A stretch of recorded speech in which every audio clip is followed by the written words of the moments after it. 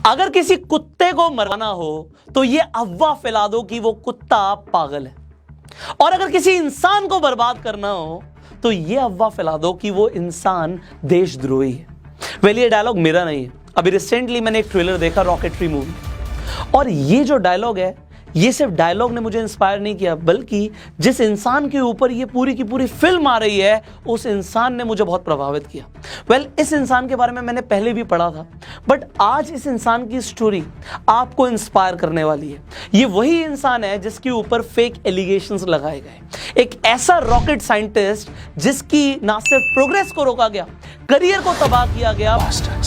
ये फिर से हमारे काबिल दिमाग छीनना चाहते हैं, क्योंकि मेरे सामने जो देख रहा हूं उसे देखकर मेरा खून खोल रहा है। Nambi Narayanan, project director of cryogenic, project director of second stage, project director of fourth stage, associate project director PSA. जब इसके ऊपर एक्चुअल में इन्वेस्टिगेशन हुई 1994 में, उस इंसान को अरेस्ट किया गया, और 1996 में सीबीआई कहती कोई प्रूफ ही नहीं है। 2 साल तक मारा गया, पीटा गया, मेंटल टॉर्चर किया गया, उसके बाद बोल रहे हैं जी कोई प्रूफ ही नहीं है, ये तो देशद्रोही है ही नहीं। फिर सुप्रीम कोर्ट बोलती है कि नहीं, ये बिल्कुल बेगुनाह है, इन्हें केरल गवर्नमेंट को 50 लाख रुपए को कॉम्पनसेशन देना है। और केरल गवर्नमेंट इस फैसले से इतनी खुश हो जाती है कि 50 लाख का कॉम्पनसेशन नहीं देती, 1,30,00,000 रुपए का कॉम्पनसेशन देती है। क्या आपने पहले कभी ऐसा सुना है? अगर नहीं सुना तो हो सकता है आपने नंबी नारायण के बारे में भी ना सुना हो, जिनके बारे में आज हम बात करने वाले हैं। इसरो के एक ऐसे साइंटिस्ट जो लीड कर रहे थे इसरो में क्रायोजेनिक डिपार्टमेंट को। आपको पता है जो हमारा इसरो है वो पाकिस्तान के सुपरको से 8 साल बाद शुरू हुआ, और पाकिस्तान ने 8 साल पहले हमसे शुरुआत करी, बट कितनी सैटेलाइट्स भेजी आज तक? सिर्फ 2 स्पेस के अंदर, और हमारे इसरो ने 65। आपको पता है नेक्स्ट सैटेलाइट पाकिस्तान का भेजने वाला है स्पेस 2040 में, और इसरो तब तक दोबारा से एक बार मंगलयान भेज देगा, दोबारा से वो हो सकता है चंद्रमा पे भी पहुंच जाए, और हम वीनस तक पहुंचने वाले हैं। 2040 तक की हमारी प्लानिंग है। हमारा जो इसरो है उसकी जितनी तारीफ की जाए उतनी कम है, क्योंकि पिछले 40 साल में इसरो ने जो खर्चा किया है, नासा उतना हर साल खर्चा कर देता है। और जो हमारे साइंटिस्ट हैं जो इसरो में काम कर रहे हैं, उन्हें लगातार ऑफर्स आते हैं कि नासा में आके काम करो, बट ये लोग वो नहीं है जिनके पास कभी नासा का ऑफर आया नहीं है, इन्होंने अप्लाई किया जी, नासा ने रिजेक्ट कर दिया। ये लोग वो हैं जिन्होंने नासा को रिजेक्ट किया कि हम अपने इंडिया के लिए, अपने भारत के लिए काम करेंगे। बट जब ऐसे लोगों के ऊपर फेक एलिगेशंस लगते हैं तो मुझे बड़ा बुरा लगता है, और मैं आपको यह बताना चाहता हूं कि आज इस वीडियो के बाद आपको अपने दिमाग को यूज करना है। जब हम किसी को अच्छा मानते हैं तो उसके मंदिर बनवा देते हैं, और जब किसी को बुरा मानते हैं तो रातों रात उसे देशद्रोही बोल देते हैं। हुआ क्या था मैं आपको बताता हूं। 1994 में जब नंबी नारायण लीड कर रहे थे इंडिया के इसरो को, वो नेक्स्ट लेवल की टेक्नोलॉजीज को प्लान कर रहे थे। हमारी डील्स हो रही थी रशिया के साथ, फ्रांस के साथ, स्कॉटलैंड के साथ। आपको पता है उस टाइम पे इसरो बहुत तेजी से आगे बढ़ रहा था, बट यूएस को यह मंजूर नहीं था, और भी जो फॉरेन कंट्रीज हैं उन्हें मंजूर नहीं था कि इंडिया आगे बढ़े। इंडिया आज नासा से आगे निकल सकता था अगर ऐसे फेक एलिगेशंस नहीं लगते। मालदीव्स की 2 लेडीज को अरेस्ट किया गया। उन लेडीज का नाम था मरियम रशीदा और फौजिया हुसैन। इनके पास से जब इन्हें अरेस्ट किया गया, मिलते हैं रॉकेट डिजाइन जो इसरो के थे, और ये बोल देती हैं कि ये रॉकेट डिजाइन्स हमें नंबी नारायण ने दिए। बस इतना ही बोलती हैं, और इनका प्लान था कि हमारी नेबरिंग कंट्री पाकिस्तान को ये डिजाइन्स बेचेगी, और उसके बाद बहुत पैसा मिल जाएगा।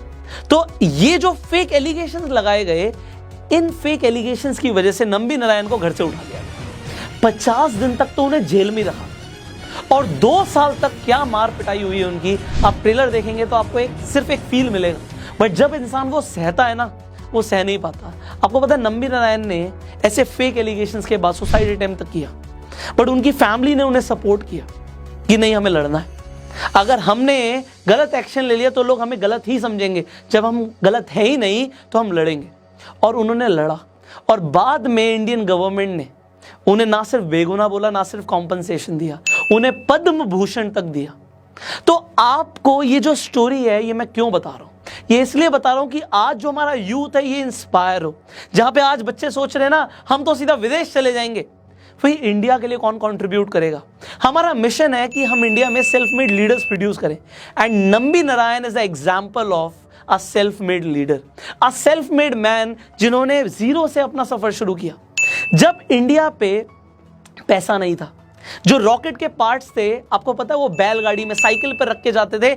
एपीजे अब्दुल कलाम ने भी ये बोला है कि हम उस टाइम पे काम करते थे जब रॉकेट के पार्ट्स हम साइकिल पे लेके जाते थे। तो ऐसे लोगों ने जहां से जीरो से शुरू किया और आज हमें चांद पे, मंगल तक पे पहुंचा दिया, तो ऐसे लोगों की हम तारीफ क्यों ना करें।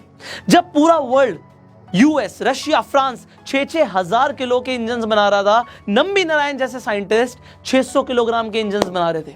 आपको पता है यूएस ने हमारी डील को, जो रशिया के साथ हो रही थी 1990s में, 235 करोड़ की, रशिया को फ्रांस ने ऑफर किया कि उसी डील के हम 650 करोड़ देंगे, इंडिया के साथ डील मत करो। यूएस ने बोला तुम फ्रांस के साथ भी मत करो, इंडिया के साथ भी मत करो, मैं 950 करोड़ रुपए दूंगा। बट रशिया इंडिया के साथ डील करना चाहता था, बट दबाव डाला गया कि इंडिया आगे ना बढ़े, इंडिया को रोका जा रहा है। बट इंडिया के अंदर ऐसा टैलेंट था, कोई लाख रोक ले, बट नंबी नारायण जैसे लोगों ने फिर भी क्रायोजेनिक टेक्नोलॉजी के साथ इंजन डेवलप किया, जो आज विक्रम इंजन हमारे चंद्रयान में यूज हुआ, आज हम मंगल पे जा रहे हैं, वो टेक्नोलॉजी यूज हो रही है, ये हमारे साइंटिस्ट की देन है। तो क्यों ना इन साइंटिस्ट को प्रमोट किया जाए। देखिए, ऐसी बायोग्राफी मूवीज जब आती है ना, इन्हें जरूर देखा कीजिए। आप जो मसाला देखते हैं ना, वही लड़कियां, वही ड्रामे, वही आपकी अफगान जलेबी, ये कितना देखोगे। जो एक्चुअल में इंस्पायर करता है उसे देखो, उससे इंस्पिरेशन लो, प्रेरणा लो और जिंदगी में कुछ बनो। This is what I want you to be. I want you to be self made and share this video right now, जिससे और लोग भी इंस्पायर हो। ऐसे लोगों के बारे में जाने जिन्होंने इंडिया के लिए कंट्रीब्यूट किया। दुनिया से कोई भी ऑफर आया उन्होंने रिजेक्ट किया और हमारे भारत के लिए उन्होंने कंट्रीब्यूट किया, भारत की शान बढ़ाई। तो आप भी